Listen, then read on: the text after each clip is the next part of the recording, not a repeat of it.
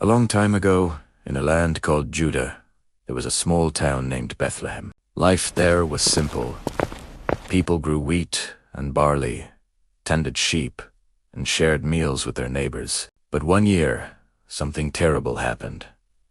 The rains stopped. The fields turned dry and dusty, and food became very, very scarce. In that time lived a man named Elimelech and his wife Naomi. They had 2 young sons, Malong and Kilian. Like any parents, they wanted to protect their children. So Elimelech made a tough decision. We can't stay here and watch our boys starve. Let's move to Moab, where there's food. Now, Moab wasn't exactly friendly territory. It was a different country, with different customs, different gods, and people who didn't always get along with Israelites. But when you're desperate, you sometimes go where you never thought you'd go. So the family packed up their few belongings and set off on the long, dusty road to Moab. At first, things seemed better. They found food, made a home, and the boys even grew up and married Moabite women, one named Orpah and the other named Ruth. But then,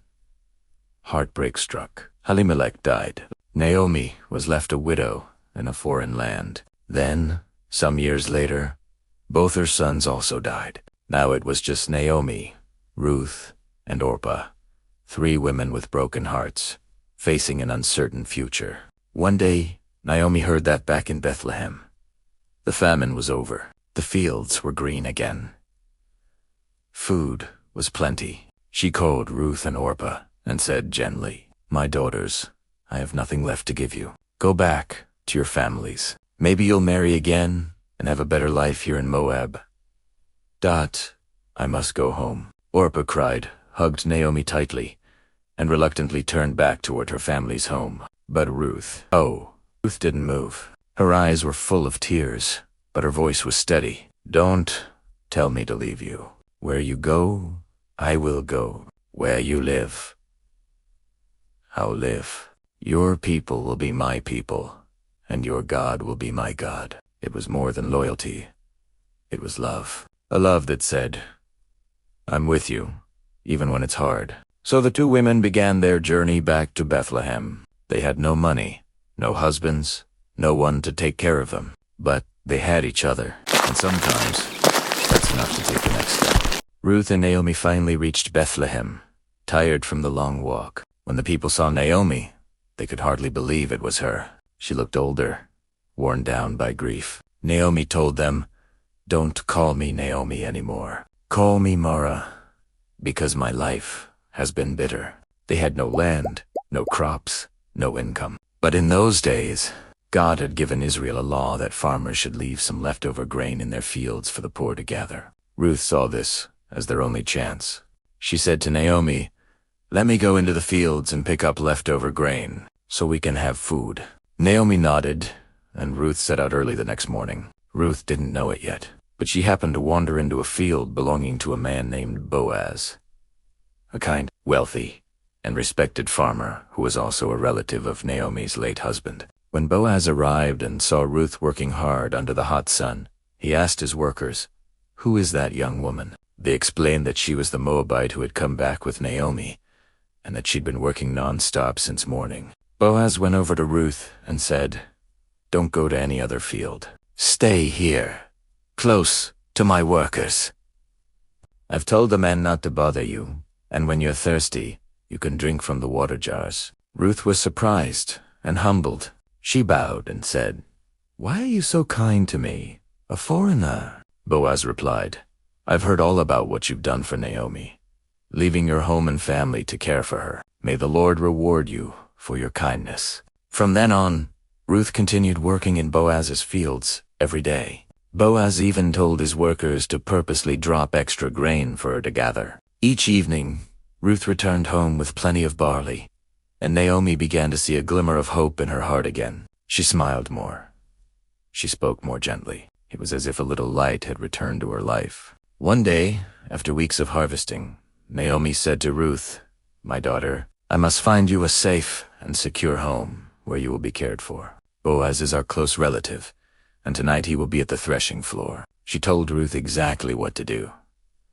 to dress in her best clothes, go to the threshing floor quietly after Boaz had eaten and drunk, and lie down at his feet. It was a way of respectfully asking for his protection and for him to take the role of a family redeemer, someone who could marry her and restore the family's name.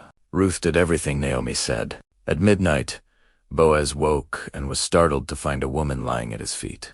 "Who are you?" Husketh. Ruth. "I am your servant, Ruth. Spread your cloak over me, for you are our family redeemer." Boaz was deeply moved. "The Lord bless you," he said. "You have shown kindness by not running after younger men. Don't be afraid. I will do as you ask. Everyone knows you are a woman of noble character, but there is another relative closer than I. If he refuses to redeem you, I will surely do it." In the morning, Boaz sent Ruth home with a generous gift of barley for Naomi. Then he went to the town gate, where legal matters were settled, and called the other relative to discuss the matter. The man said he couldn't redeem Ruth, because it might endanger his own estate. So Boaz gladly stepped in, announcing before the elders that he would marry Ruth and take responsibility for Naomi as a family line. The wedding was filled with joy, and God blessed their union with a son named Obed. Naomi, who once thought her life was empty, now held a grandchild in her arms and felt full again. That little boy would grow up to be the grandfather of King David, and from David's family would one day come Jesus. Ruth's life had started with loss, but through faithfulness, kindness, and courage, she became part of God's great plan for the world, and her story still whispers to us today. You never know how one act of loyalty or love can change the future forever. When Naomi lost her husband and sons, she believed her life was over. Save inside, the Lord has dealt bitterly with me. But while Naomi thought God had abandoned her, he was already weaving a plan. Through Ruth's loyalty, through Boaz's kindness, and through the birth of a child who would be part of the lineage of the Messiah, this reminds us that God often works through ordinary acts of faithfulness. Ruth didn't see a vision or hear a booming voice from heaven. She simply made a choice. Where you go, I will go. Your God will be my God. That choice, quiet, personal, and sacrificial, changed the course of history. The Christian message here is powerful. Loyalty and love are forms of worship. Ruth's steadfastness toward Naomi was a reflection of God's steadfastness toward us. Kindness opens the door for God's blessings. Boaz didn't just fulfill a duty. He went beyond it, showing mercy and generosity. That's how Christ treats us. Not just meeting our needs, but overflowing them with grace. God's plan is bigger than our pain. Naomi thought her story was ending, but God was only turning the page to a new chapter. For men and women today, this story says, even when your life feels like a drought, when you've lost what you thought you couldn't live without, trust the God who sees the end from the beginning. Be faithful in the small things. Show kindness when no one is watching. Cling to God, even when the road ahead looks uncertain, because you never know. Your simple obedience might not just change your life. It might become part of God's plan to change the world.